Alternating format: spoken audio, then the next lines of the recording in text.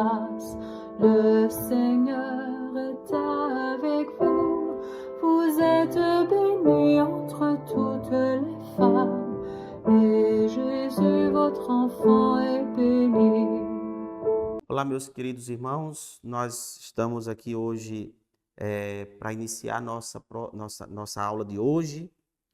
Você que está nos acompanhando aqui nesse comentário exegético a respeito do livro do Apocalipse, nós estamos aqui comentando nas minúcias, parte por parte, esse livro que, embora haja uma grande beleza contida na sua mensagem, mas que muitas das vezes é muito desprezado, muito rejeitado, muito escanteado, porque muitos cristãos recusam-se a ler, até porque muitas das vezes não é capaz de compreender sozinho. Então nós estamos fazendo um caminho, digamos, um percurso acompanhado, uma visita guiada. Eu estou aqui como um guia, ajudando vocês a adentrar neste livro, que é muito bonito, por sinal. É uma das disciplinas que eu mais gosto de dar nas aulas, tanto aqui quanto em João Pessoa, é o livro do Apocalipse. Então, nós estamos aqui entrando, nós estamos desde a aula passada, quer dizer, há 3 aulas já, que estamos refletindo sobre a questão dos 7 selos que lacravam o livro que estava nas mãos do Cordeiro. Só que assim,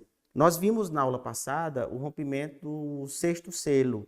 Então eu disse para vocês, são 7 selos. Mas entre o 6º e o 7º, João faz um intervalo, porque o capítulo 7º, na verdade, não vai nos descrever a abertura do 7º selo.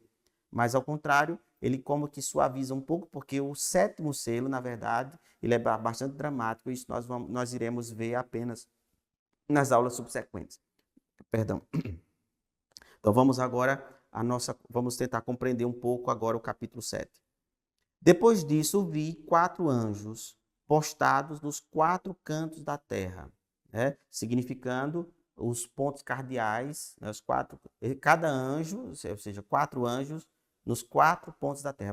Vale salientar aqui que no imaginário antigo, na antiguidade, eles imaginavam que a terra era achatada, ou seja, eles imaginavam que era uma tábua, uma gigantesca tábua, tudo era muito reto, e que haviam fins, ou seja, havia as extremidades da terra.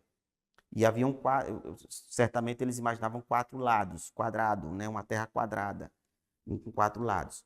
Então, na visão que é apresentada aqui, aparece 4 anjos, cada um postado nos 4 cantos da terra, segurando os 4 ventos. Nós vamos ver essa descrição um pouco adiante. Eu acho muito interessante, na Praça de São Pedro tem ali, perto do obelisco, tem lá a Rosa dos 4 Ventos, né, fazendo alusão também a esse simbolismo dos 4 ventos que sopram dos 4 cantos da terra, né? Depois disso, vi 4 anjos postados nos 4 cantos da terra, segurando os 4 ventos, aquilo que eu acabei de dizer agora, né? Porque se imaginava que o vento soprava em 4 direções, leste, norte, sul e oeste, né? Soprava dos 4 ventos da terra. Tanto tem uma profecia de Ezequiel que diz assim, vem espírito, sopra dos 4 cantos da terra, um vento, um hálito de vida, mais ou menos isso é no profeta Ezequiel, soprar dos 4 cantos da terra. Aqui tem uma alusão à totalidade do cosmo. Ou seja, todo o cosmos está sob o domínio de Deus, representado nesses 4 mensageiros, que são os 4 anjos. Segurando os 4 ventos da terra para que o vento não soprasse sobre a terra, de nenhuma direção. Sobre o mar ou sobre alguma árvore. Vi também outro anjo que subia do oriente, ou seja, do nascente, né? O oriente é o nascente, né? Subia do nascente, com o selo do Deus vivo. O selo, volto a insistir, é o sinete que na antiguidade era usado para lacrar documentos confidenciais. Eu expliquei isso quando antes de nós começarmos a estudar os 7 selos. Eu expliquei para vocês que, por exemplo, um rei, um imperador, quando ele ia mandar um documento para um determinado lugar que faz parte do seu império, e essa mensagem era confidencial, ele selava com uma cera quente que era derretida, e aí selava com o sinete, que era um anel, podia ser um anel ou podia ser um sinete, que era uma espécie de um carimbo. Então ali ficava registrado na cera o sinal distintivo que se tratava de um documento, de um decreto real ou imperial. Então, vamos imaginar 4 lados da Terra, a Terra plana, quadrada, dos 4 cantos da terra haviam 4 anjos postados para que não soprasse nenhum vento de nenhuma direção. E depois surge um 5º anjo. E esse 5º anjo ele vem com um selo. O selo é esse sinete que lacra. Que, como eu falei para vocês, pode ser o anel, mas o sinete. Ele vem para selar, ele vem para marcar alguma coisa que nós vamos ver agora, né? Vi então outro anjo que subiu do Oriente com o selo do Deus vivo. Ele gritou em alta voz aos quatro anjos que estão dos 4 lados da terra. Ele gritou em alta voz aos 4 anjos que haviam sido encarregados de fazer mal à terra e ao mar, que estavam nos 4 cantos da terra. Não danifiqueis a terra, o mar e as árvores, até que tenhamos marcado a fronte dos servos do nosso Deus. Olha que coisa interessante. No capítulo 5º, do 4º e no 5º, nós vimos que o selo foi para dar sigilo ao documento com o selo. Inclusive a palavra sigilo que nós usamos hoje, até quando a gente vai contar um segredo a alguém, aí a gente diz, olha, isso aqui é sigilo. Sigilo, a palavra sigilo vem de selo em latim, que é signus, né? Que é um sinal de confiabilidade, de confidencialidade. Então, veja que aqui o anjo, esse 5º anjo, ele vem para identificar, para distinguir os eleitos na terra. Não é no final dos tempos, não. Na terra haverá um sinal distintivo, semelhantemente ao que aconteceu lá quando Deus ordenou a Páscoa judaica, quando os hebreus estavam no Egito, liderados por Moisés. Deus tinha encarregado Moisés e Arão de tirar o povo da escravidão do Egito, mas antes, na véspera da paixão, foi celebrada a Páscoa, a primeira Páscoa, e aí com o sangue do cordeiro que foi sacrificado, cada pai de família tinha que colocar uma marca no frontal da porta, para que depois o anjo exterminador, quando passasse pelo Egito, nas casas onde havia o sinal do cordeiro, ou seja, o sinal dos eleitos, digamos, vamos usar essa linguagem, o anjo exterminador passava e não matava não matava o primogênito naquela casa. Mas aí nas casas onde não havia o sinal do cordeiro, o sangue do cordeiro no umbral da porta, aí na casa seguinte, a casa que não possuía, era um indício de que ali, portanto, não era a casa de hebreu. Mais ou menos isso aqui é retomado. Veja que aqui Deus está para executar a sua sentença de punição, mas antes de sentenciar, por causa do seu senso de justiça, para não ser injusto com os que foram fiéis, com os que são fiéis, é dado um sinal. E esse sinal é o elemento distintivo que vai dar a garantia de que os escolhidos não sofrerão danos. Não sofrerão danos. A pergunta que se levanta é: que sinal é esse? Não só os padres da igreja, que são os escritores da patrística, entenderam que esse sinal do cordeiro é o batismo. Ou seja, tanto que nós, quando somos batizados, nós somos ungidos. E a nossa fronte, tanto a fronte como o peito, o ministro do batismo, ele faz um sinal, né? Pega o óleo e ele unge. Aquilo ali é o sinal distintivo, porque na antiguidade acreditava-se que uma pessoa que renascia pelo batismo não voltaria a contaminar suas vestes batismais com o pecado. Então, o batismo era dado às pessoas que estavam convictas de sua vida de fé, do seu amor pelo Cordeiro, e, portanto, ali ele mantinha um estado permanente de vigilância sobre sua conduta, sobre sua postura moral, portanto, vigiando para não perder a pureza do sinal batismal. Inclusive a palavra sacramentum, sacramento em português vem do latim sacramentum, que significa sinal. Então, a palavra sacramento significa exatamente sinal. Nós somos sinalizados. Então, nós temos um sinal que ele não é visível. É um sinal invisível. Eu que sou batizado, você que é batizado, nós já, portanto, já carregamos o sinal do Cordeiro. Agora, é importante também a gente destacar um elemento também que é muito dito no dia da celebração do batismo, e que muitas das vezes isso não é tão levado a sério, é que nós devemos, por meio das nossas obras, da nossa adesão a Cristo, nós devemos, de fato, manter nossa fidelidade para que nós não venhamos a comprometer a graça batismal que nos foi conferida, né? Esse sinal do Cordeiro, sinal distintivo. De modo que, se nós não honrarmos o nosso batismo, naturalmente, nós vamos perder esse privilégio da eleição divina. Então, vi quando o anjo dizia: não danifiqueis a terra e o mar, as árvores, até que tenhamos marcado a fronte dos servos do nosso Deus. Ou seja, todos tenham o sinal distintivo que seria o batismo, o sinal do Cordeiro. Inclusive nós, como usamos como sinal visível o traço da cruz com óleo, nós fazemos isso no peito da criança e na fronte, né? O sinal do Cordeiro. Ouvi então o número dos que tinham sido marcados: 144.000. Muitas pessoas ao longo da história que interpretaram de forma literal essa expressão, chegaram, por exemplo, me parece que os mormons eles defendem que de fato eles interpretam literalmente, eles dizem que serão os eleitos são apenas 144.000, que são aqueles que foram marcados, é o número fechado daqueles que serão dignos de serem marcados com o sinal. Claro que ao longo de 2000 anos, sobretudo na cristandade, no início da cristandade, a quantidade de mártires, a quantidade de homens e mulheres nos primeiros séculos da igreja, só eles passam muito mais desse número, o que nos faz perceber que não dá para a gente fazer uma interpretação no sentido literal. E eu já expliquei para vocês que é muito temerário quando alguém vai interpretar os números literalmente no Apocalipse, porque aqui os números serão sempre tidos do ponto de vista simbólico. Então vamos tentar entender o que significa o numeral 144.000.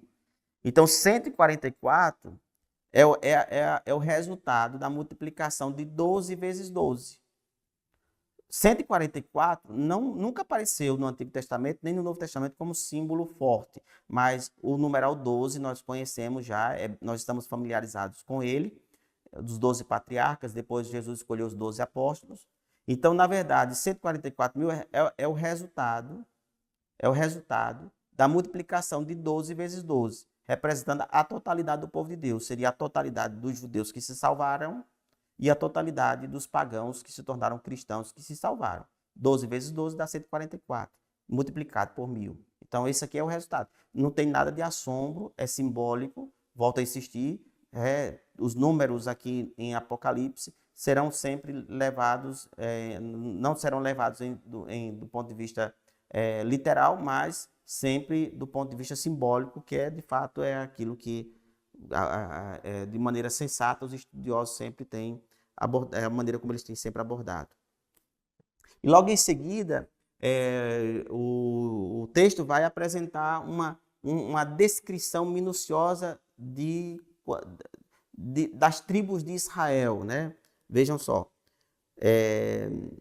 depois que apresenta os 144.000, de todas as tribos dos filhos de Israel, da tribo de Judá, 12.000 foram marcados, da tribo de Ruben, 12.000, da tribo de Gade, 12.000, da tribo de Azé, 12.000, da tribo de Neftali, 12.000, da tribo de Manassés, 12.000, da tribo de Simeão, 12.000, da tribo de Levi, 12.000, da tribo de Issacar, 12.000. Veja, todos os das tribos de Israel.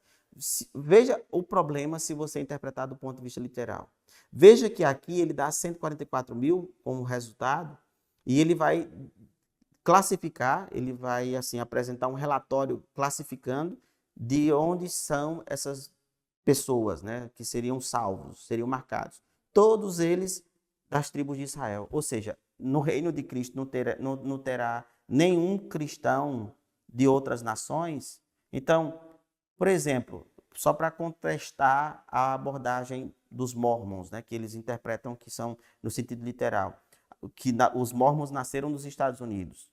Se for levar ao pé da letra, nós vamos perceber que até mesmo a abordagem Mormon está equivocada, porque se os Mormons defendem esse número fechado, eles não fazem parte da descendência de Abraão, nesse sentido. Então, eles também não estariam dentro dessa eleição.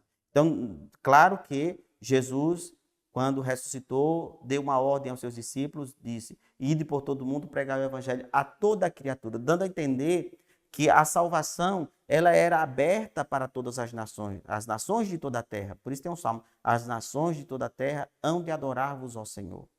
Então, volto a insistir no perigo que há quando se faz uma leitura no sentido literal das Sagradas Escrituras. É sempre muito arriscado, é sempre muito perigoso.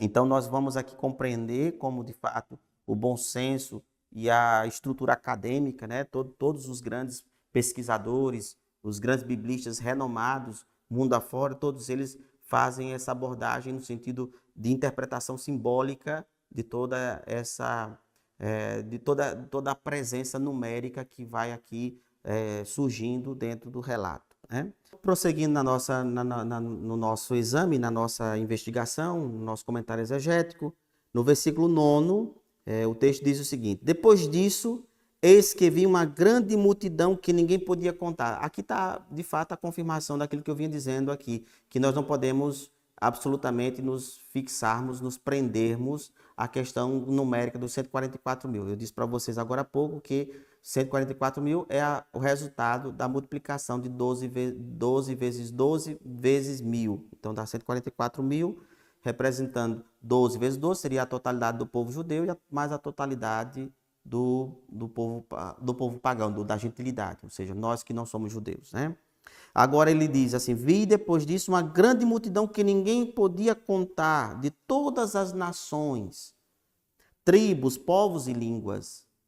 Exatamente aqui o próprio texto confirma, ratifica aquilo que eu acabei de falar agora há pouco, né? De que de fato é uma multidão incontável, ou seja, tanto quantos permanecerem firmes e fiéis ao Senhor serão revestidos ou admitidos na felicidade por participar da vida do banquete do Cordeiro.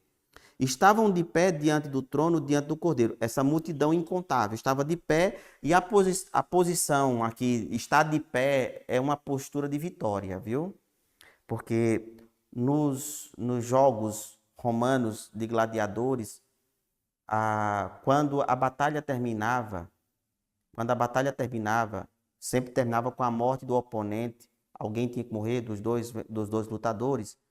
E o gesto simbólico adotado pelo guerreiro vencedor é colocar o pé direito sobre o cadáver do seu oponente, no sentido de vitória.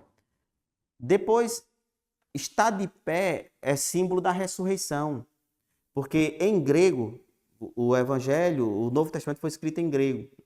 E em grego não havia uma palavra que significasse ressurreição. Em grego, na língua grega não havia uma palavra que significava ressurreição. Então, quando os discípulos foram escrever a ressurreição de Cristo, e para descrever esse fenômeno que nós chamamos, que dizemos que Jesus, que estava morto, voltou a viver, como no grego não tinha uma palavra, eles pegaram uma palavra que existia e deram um significado de ressurreição, que é o verbo histemi, em grego. O verbo histemi, que significa literalmente estar de pé. Então, a palavra histemi, aplicada a Jesus após a morte, significa dizer que ele estava morto, portanto, o morto ele não pode ficar de pé, o cadáver. De fato, quando a pessoa morre, o cadáver fica impossibilitado de permanecer de pé, ele é prostrado, mas no caso de Jesus, ele voltou a viver. Então, a palavra que é utilizada por nós cristãos, pelos apóstolos, pelos cristãos, desde a época do princípio, quando foi escrito o Novo Testamento, para descrever, para significar o ato de ressurreição, eles usaram a palavra histemi, que literalmente significa pôr de pé, estar de pé. Então, Paulo, por exemplo, quando ele vai falar de Jesus que foi ressuscitado, ele vai usar o verbo ristemi na forma passiva. Jesus foi posto de pé. Ele foi morto, mas ele foi posto de pé. Significando que se ele está de pé, novamente, depois de ter sido morto, é que ele voltou a viver.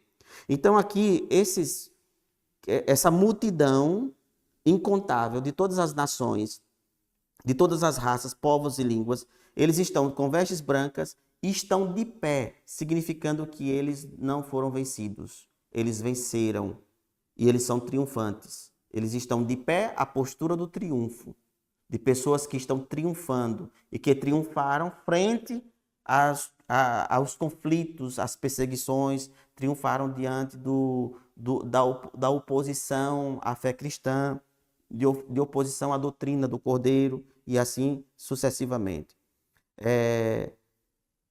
Estão de pé diante do trono e diante do Cordeiro, trajados com vestes brancas e com palmas nas mãos. Mais uma vez aparece aqui as vestes brancas. Nós vimos essas vestes brancas no capítulo 6, quando o texto dizia que João via uma multidão das almas dos justos que estavam embaixo do altar e eles trajavam veste branca, né? Mais uma vez aqui, no canto do triunfo dos eleitos, mais uma vez essa multidão traja vestes brancas e, inclusive, nós fazemos alusão a essa veste branca no batismo, quando é sugerido simbolicamente, claro, simbolicamente, que a criança ela venha trajando uma veste branca. Eu gosto muito de fazer no batismo, quando é um batismo de poucas crianças, de pedir que os pais levem 2 vestes. Claro, se a criança for muito pequenininha, né?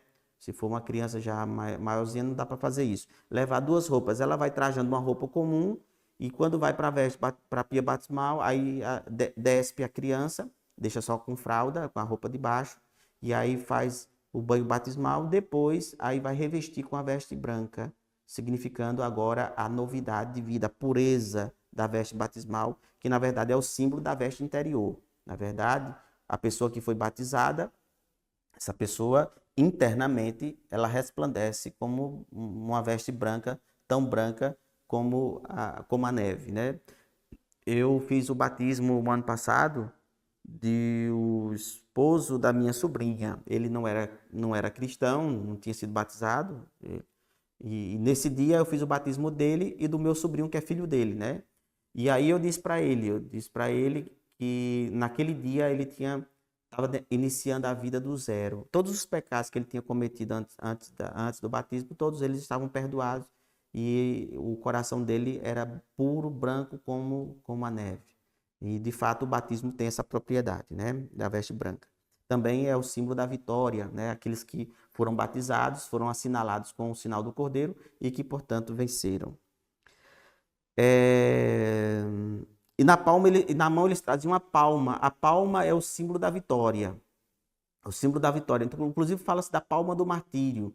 Nas imagens de Santa Luzia, é muito simbólica. Ela está normalmente representada com uma bandeja com os olhos, e com a mão direita ela tem uma palma, que é o símbolo da vitória, ou seja, alguém que passou por uma grande tribulação, mas que venceu. Então aqui reflete, exprime muito bem a questão dos vencedores, dos que foram vencedores, que triunfam em Cristo. E em alta voz eles proclamavam, aí vem um hino cristológico: a salvação pertence ao nosso Deus, que está sentado no trono, e ao Cordeiro, e todos os anjos que estavam ao redor do trono, dos anciãos e dos 4 viventes, se prostraram diante do trono com a face por terra para adorar a Deus. Então veja que aqui a cena ela é intercalada com uma celebração cultica, como se fosse uma espécie de um... Eu já expliquei para vocês e eu volto a insistir isso aqui, porque a gente não pode perder jamais isso de vista, viu? A gente não pode perder jamais isso de vista. Eu expliquei para vocês que a palavra palácio e templo tem uma única palavra que serve para designar as 2 coisas em hebraico, que é a palavra hieron, né? No caso em grego, né? Hieron significa tanto palácio quanto templo. E a descrição que é dada aqui é de fato que é um palácio, porque tem um trono, tem um rei, o trono que é o Pai, depois tem ladeado pelo Filho, mas também tem um altar. Esse altar aludindo à presença ou uma imagem do templo. E aí em hebraico tem Hekal, Hekal que significa tanto palácio quanto templo, mas também Hieron em grego também que significa a mesma coisa, né? Palácio e templo. E aí, quando apresenta a descrição das vestes e da postura dos que triunfaram, e aí começa uma aclamação, um cântico, belíssimo canto de aclamação ao Cordeiro.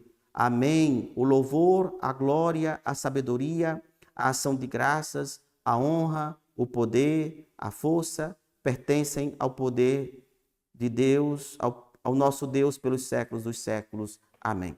Interessante que aqui vem uma sequência de 7 aclamações. Mais uma vez, o numeral perfeito. Olha, o louvor, a glória, a sabedoria, a ação de graças, a honra, o poder e a força. 7 aclamações dadas a Deus. Mais uma vez, volto a insistir na ênfase ao caráter simbólico do numeral 7, que significa, de fato, a plenitude, né? Uma aclamação plena, de plenificação, de pleno reconhecimento da grandeza e do poder do Deus onipotente.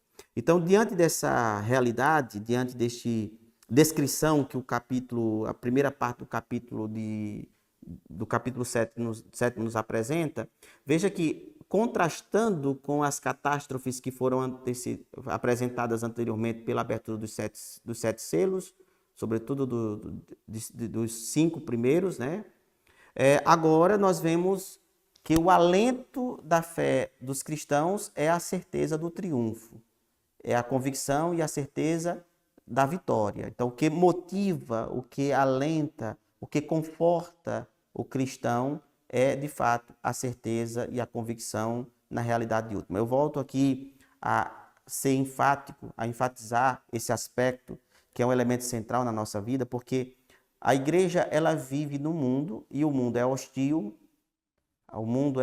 aos valores cristãos, de maneira que ela vive desconfortavelmente no mundo que se opõe à doutrina do Cordeiro, à doutrina do Senhor. De maneira que a igreja preservou na celebração da missa a esperança definitiva da igreja. Porque a igreja, ela foi resgatada, ela foi plasmada, ela foi gerada pelo sacrifício redentor de Cristo e ela foi destinada a ser a esposa do Cordeiro. Inclusive, nós vamos ver isso um pouco lá adiante, né?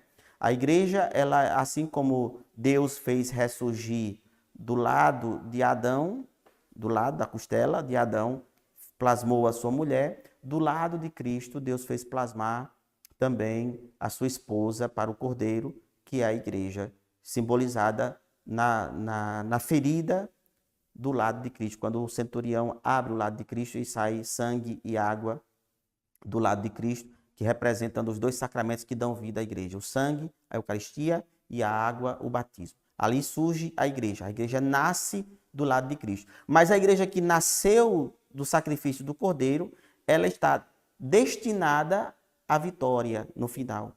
E esta esperança da vitória definitiva, ela está preservada na missa, porque toda missa que nós celebramos, a igreja faz um clamor, a igreja clama ao Senhor que o Senhor abrevie o tempo e que venha logo.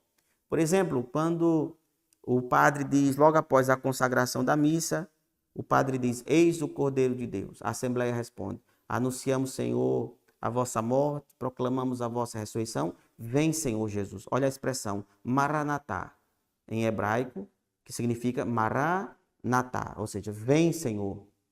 A igreja, ela vive como exilada. Nossa pátria é a eternidade.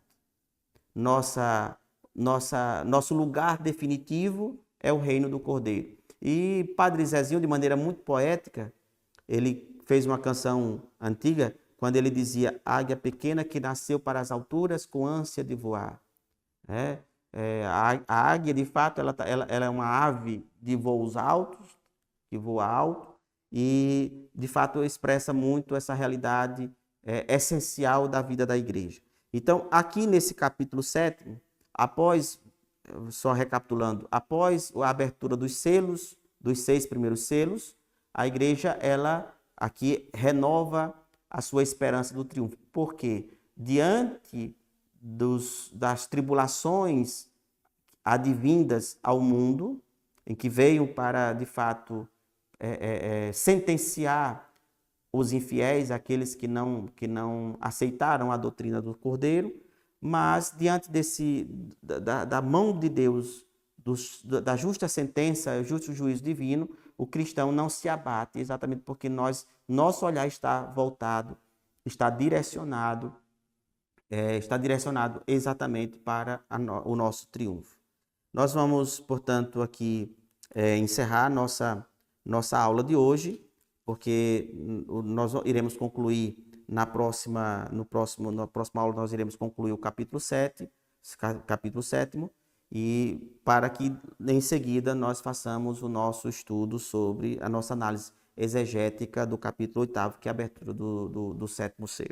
Se Deus quiser, nós retornaremos ao nosso estudo na próxima aula.